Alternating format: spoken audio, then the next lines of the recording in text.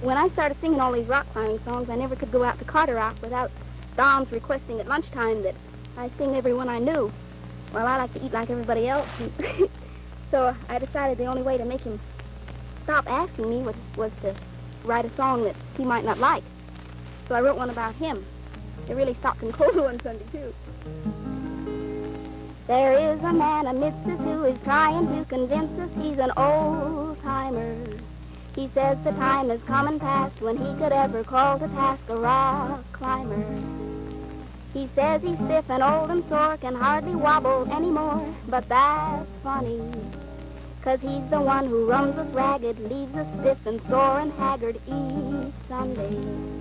When you see Mr. Hubbard on a vertical face without a sign of delay, you say, "Hey, Don, don't you want a rope?" But Don says, "Nope, I'm an invalid and cannot climb." With crippled arm and breaking back, he wrestles with a layback crack that leaves us dizzy. And just to watch his piton pounding and listen to his verbal hounding keeps us busy. For he's the man who leads the way up overhangs with no belay and claims it's simple. He never seems to come to harm. If that's the case, I'll break my arm and be a cripple. When you see Mr. Hubbard on a vertical face without a sign of delay, you say, "Hey, Don, don't you want a rope?" But Don says, "Nope, I'm an invalid and cannot climb." We always liked to do continuous climbing, but there weren't very many places where we could do that. One of the places where we could do continuous climbing was on Echo Cliffs. There we had two climbs, one at the lower level, which is the one we're photographing, and one at a higher level, which was called the Big Toe Traverse. This is Chris Gordos. Chris was a powerful climber. He had an incredible strength in his arms and shoulders. I thought I heard Chris Gordo squall, "My feet are a-slippin' and I think I'm gonna fall." To drive in a piton took a carabiner, Helen quick.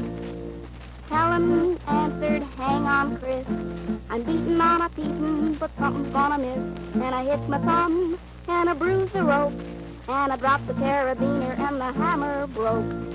Scordo said, "You great big ghoul, what did they teach you when you went to school?"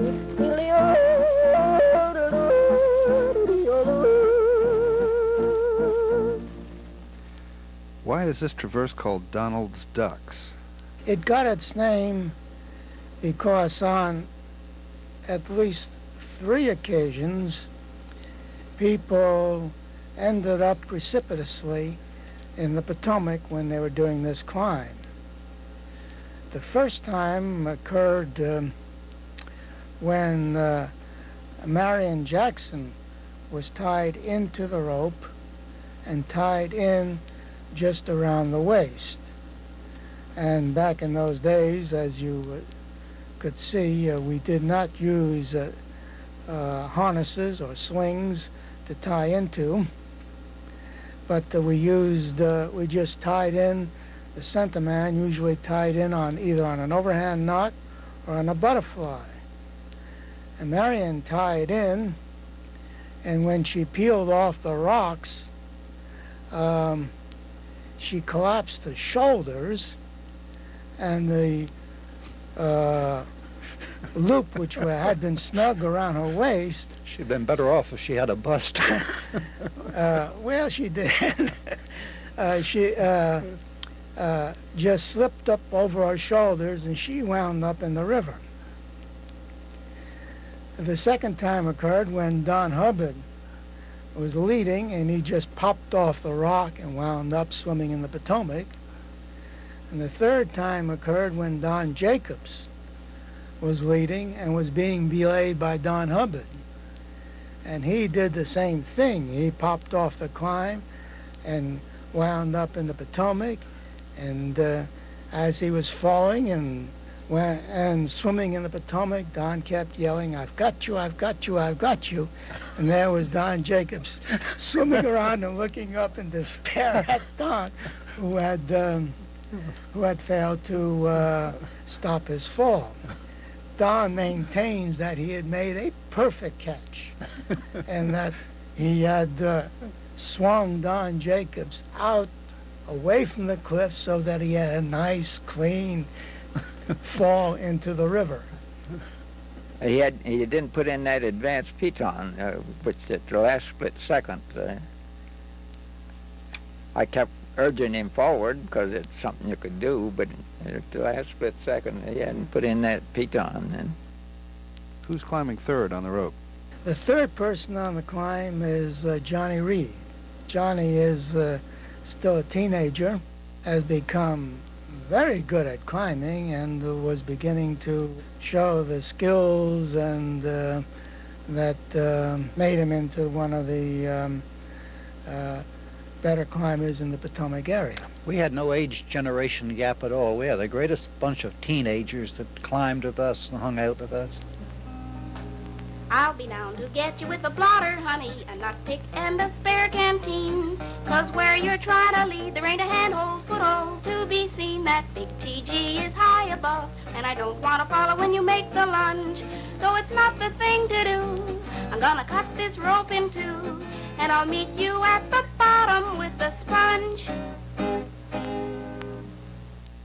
Climbing in this area had its genesis with an Alsatian, a Frenchman named Gus Gams, who learned to climb in Europe in the Alps, came to this country in the early part of this century, and loved to go out on the local rocks and climb. He tried to get other people to come along with him. And he got such old-timers as Harold Stimson and Silsby and Appel. But it really wasn't until he met Paul Brott and taught Paul Brott how to climb that rock climbing as we know it today really got its start in the Washington area. And that was sometime in the middle or late 30s. Anytime you see climbers of our group, you're looking at Paul Brott, his instructions, and his insistence. He has a bug on safety, nicest person, an excellent climber, very solicitous about other people to see they were taught correctly, they had an entertaining time. we finished the climb there. It actually goes farther up the river. This is up and out, isn't it?